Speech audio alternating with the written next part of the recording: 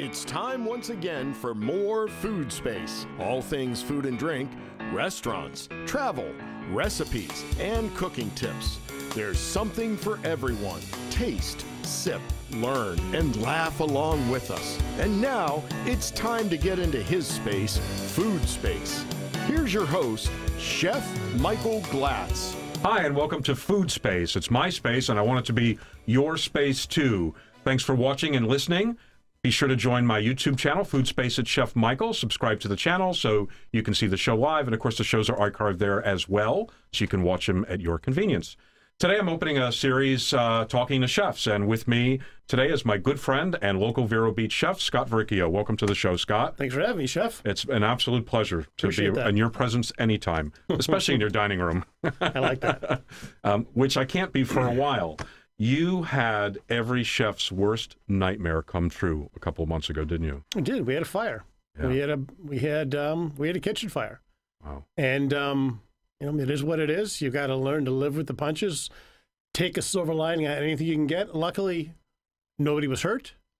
The building is structurally sound, but we had a fire and we lost everything. And I mean everything.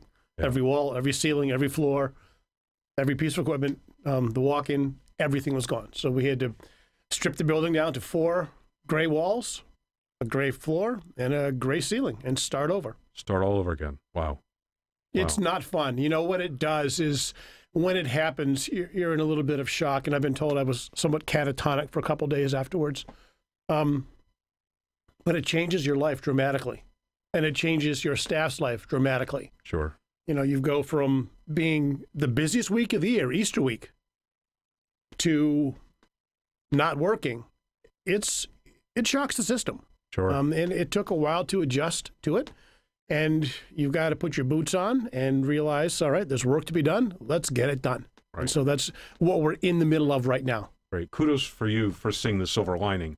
Because that's you've got to thing find do. that. Yeah. You know, other people could say, "Oh, woe was me. I lost my restaurant." Well, you want to know something? We're going to be back. We're going to be better than we were. Yes. And we have to make sure that this downtime from myself, my managers, my bartenders, my cooks, we get better.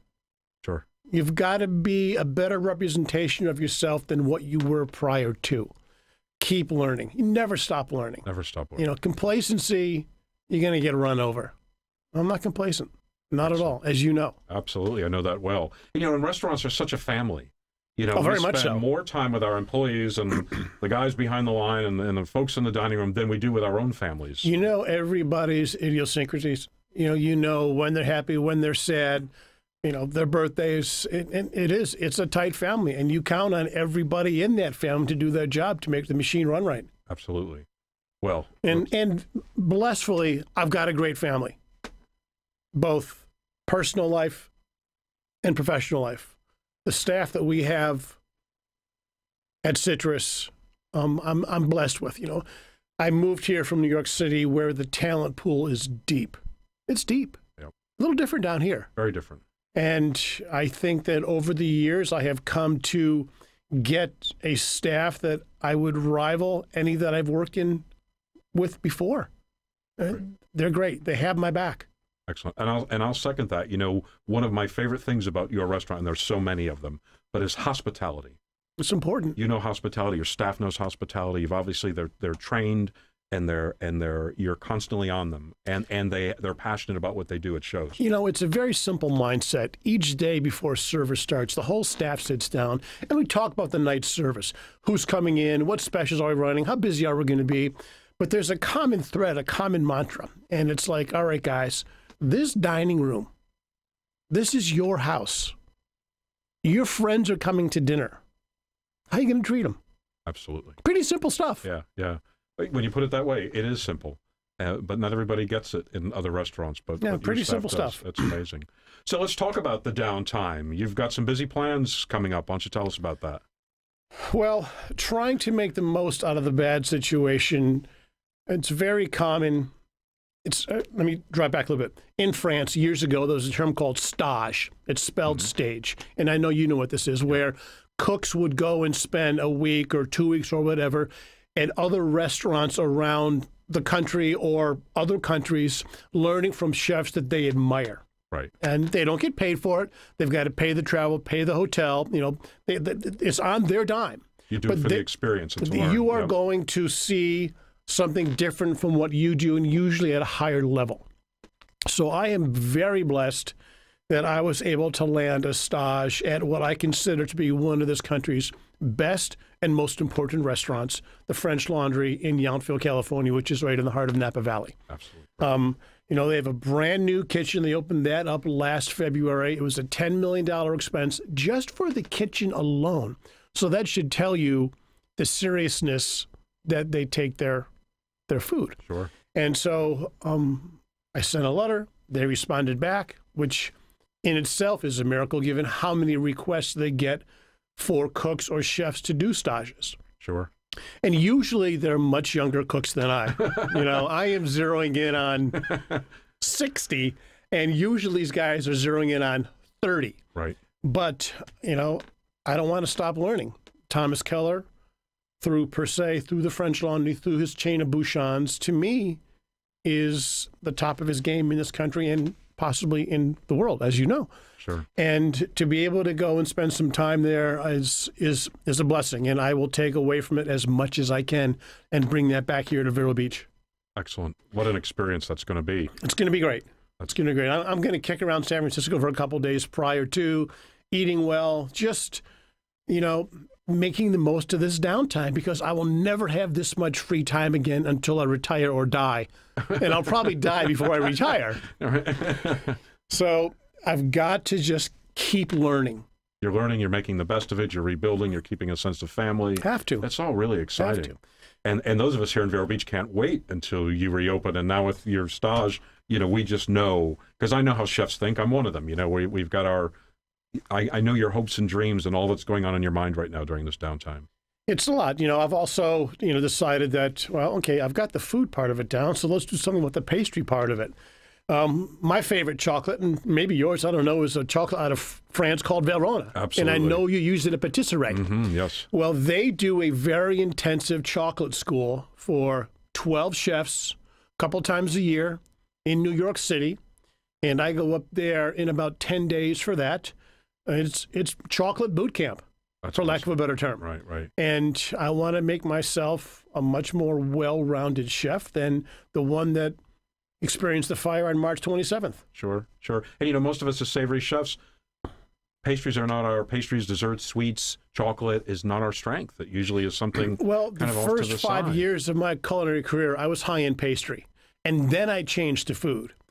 The mindset behind that was, if and when I ever get the chance to be my own boss, I want to rule everything. Sure. I don't want to just rule food or just rule pastry.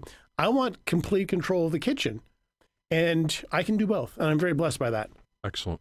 I don't know if I could go to Valrhona boot camp. I think I'd come back a little heftier than... Oh, I'll be a fat pig when I get back. Just give me a bag of Mangiare. It's like popcorn. I can sit and eat it while I'm watching TV. Mangiare is so good. Right. For people who don't know what that is a bitter chocolate. It's called a pistol. It's a big chip from Valrhona, and a lot of the high-end restaurants across the world use Mangiare as their go-to chocolate. Right. And if I find people get confused about chocolate, when I tell people, my favorite chocolate is Valrhona in France, and they're like, chocolate grows in France? I thought, it's really interesting how people don't understand that it has to be processed. Oh, yeah, very much so. Huge, like coffee, there's a huge process in taking the And there's great chocolates. Guittard is great, and, Calibo and DMG out of Germany. There's great chocolates, but I like Verona. Sure, absolutely. And once you try some of that, you never go back to the supermarket chocolate. Oh, never. There's a huge difference. Well, this is exciting. I love you're an inspiration. Your excitement, your energy, your enthusiasm is just truly, truly inspiring. Well, you have to take it, again, you've got to take it as a blessing. We were 8.5 years old, and, I don't want to say we were old or dated, but there always are things that you would like to tweak when you get to that point in the life of a restaurant. Sure. So we're going to change the look. We're going to lighten it up. I don't want to say more formal, but a little more formal looking. Yep. I'm going to, we had the gem to me of the restaurant was my wooden floor.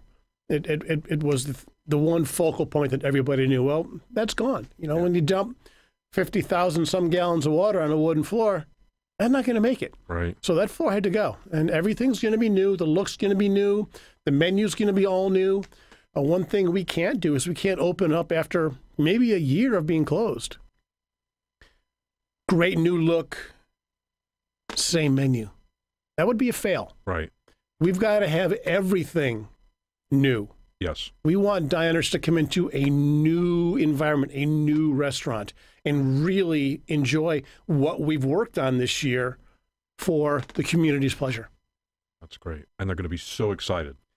You know what's funny is I go to Publix now almost every day because I'm like an Italian grandmother. I go to the market to shop what I'm going to eat for that day. Yeah. And not every day, but almost every day, somebody who I do not know comes up to me. When are you going to open? How long is it going to be, chef? And I'm like, I'm actually taken aback and very flattered by the community outreach and how kind they've been and the words that they've said about what we do. Yeah. You don't expect it, especially from people you don't know, but I can't know everyone that comes into the restaurant. It's a couple hundred people a night, sure. But they know my face. I get that. I'm the face of the restaurant. And it's truly heartwarming to think that the community is really waiting for us. Yes, and we are. And big project, what you're taking on. I mean, you're really starting with a vanilla space once again. Basically, from scratch. It was a bigger job than the initial build out because everything had to be torn out. All the ductwork, all the hood systems, all the plumbing, all that had to be gone before we could even start. So it was a bigger undertaking than the initial build out. Right. You know, the hood system alone, God bless it. So, you know, when we had the fire, the hood system was what contained the fire. The fire never breached the ductwork. You would never know there was a fire in there. There was no smoke damage. Water was the crusher, but this hood system was, it was the main component in us saving the building. And so now, actually yesterday, they started to take it out, and you see just how well built it was and what it means to a restaurant to be preventative. What we're doing in the future is something that no other restaurant in the county and very few in the state has, is we are putting in what's called a core system, where in the body of the hood system, every so many feet, there are sprinklers. And every night at a delineated time, these sprinklers will come on with warm water and a bit of degreaser and solvent and clean the hood every single night to help be preventative in any more fires engaging. And it's an expense. Sure. It is a big expense, but we want to be on the forefront of safety moving forward. It's so important. People think restaurants are just food and cooking, but safety, you know, fire systems, all this is You so have 150 important. guests at any one time. That has to be your number one priority. Right. You have to look out for their well-being. And anything that we can do to be as proactive as we can to not have any incidences is what we'll do. If it costs more money, so be it. We'll do it. Right. And we are. Yep. So much to think about. It's more than people understand. Yeah. And I've got a good team, you know, that works with us now. We have a core team that works every single day, sit around just kind of picking each other's brain, commiserating, thinking ideas, and hopefully we choose all the right ideas. Good, good. Hopefully. Yeah, but you never know, right, until you get there. That's it. You put your best foot forward. So the question everybody's asking you and me and everybody in the community is talking about, when? Do you have any sense of an idea? I do. And I know those things change. When we first had the fire, we were hopeful that, all right, you know, let's look for Halloween. So this is going to be a holiday-based answer. Yep. Halloween went to Thanksgiving. Thanksgiving went to Christmas. Christmas went to where we are now, and hopefully where we'll stop, Valentine's Day. That's what my gut tells me. That's what the contractors are shooting for. Is it later than I want? Yeah, it's a lot later than I want. But there's a lot to be done. A lot to be done. And So- you're going to do it right. Without a doubt. Wow. Without a doubt. It's a long wait. You know, it's almost a year from fire to reopening. And you just do your best to keep your sanity, keep your staff engaged. You know, you've got to obviously find some new staff, but I've been very blessed with my staff saying, we want to come back almost in its entirety. the community of restaurants here, which this business that we're in is a very incestuous business. You all know one another's business. Right. But from day one, most of them hired my staff without even an interview. You worked at Citrus, I'll hire you. And I'll let you go when you've got to go back. That's fabulous. You can't pay for that. No, you really can't. You really That is a community, restaurant community, and a community, Vero Beach, chipping in to help someone that needed help. Can't pay for it. You really can't. You know, a lot of chefs or restaurants in different places of the world might being closed for so long would fear, you know, losing momentum and having not only to do the rebuild from scratch, but having to rebuild their client base from scratch. Whereas I think you're building momentum even while you're closed. We are keeping engaged with as many customers as we can, and like I had mentioned, making ourselves better. Better bartenders, better floor managers, better cooks, better head chef.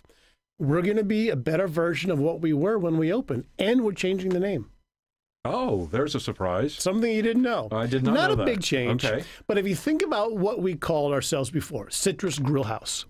If you were in town and say, hey, where are you going tonight? I'm going to Citrus. No one said I'm going to Citrus Grillhouse. True. It's just going to be Citrus moving forward. Excellent. Make it a little bit simpler. Excellent.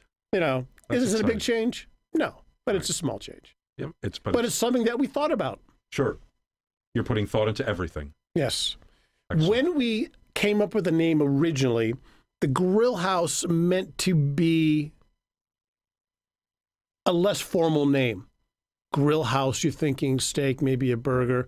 There's no true formality to it. Well, we want to up the formality a little bit, and so we'll just go with Citrus. I like it. Excellent. So my last question for you, it's actually a statement. You're not taking away the truffle fries, are you? You know what's funny is we thought long and hard about taking them away. We truly did, for the main reason of being proactive and getting rid of anything that can cause fire. And as you know, fryer is basically a metal drum with a flame underneath it full of oil. Right. Dangerous. Very dangerous. And then if I took away the truffle fries, which I think I'm a pretty good cook, but I'm known for a damn French fry. If I took away those French fries, those truffle fries, I'd be lynched. I would be lynched. I'd be out there with my signboard. Bring back truffle fries. We bounced this off of a couple people, and they looked at me like the RCA Victor dog looking at the monophone like, are you nuts? So no, they will be there. My burger will still be there. Oh, the best burger I've ever eaten. And after that, everything's fair game. Great. Everything. Great. Chef, thanks for coming on the show. Thanks for having me. I appreciate your time, letting me get my word out and speak the gospel a little bit of what we're trying to do. Absolutely. We look forward to your reopening. We'll keep in touch. So do I. Great. Thank you. Thank you. Stay tuned to more Food Space. We'll be back with another show.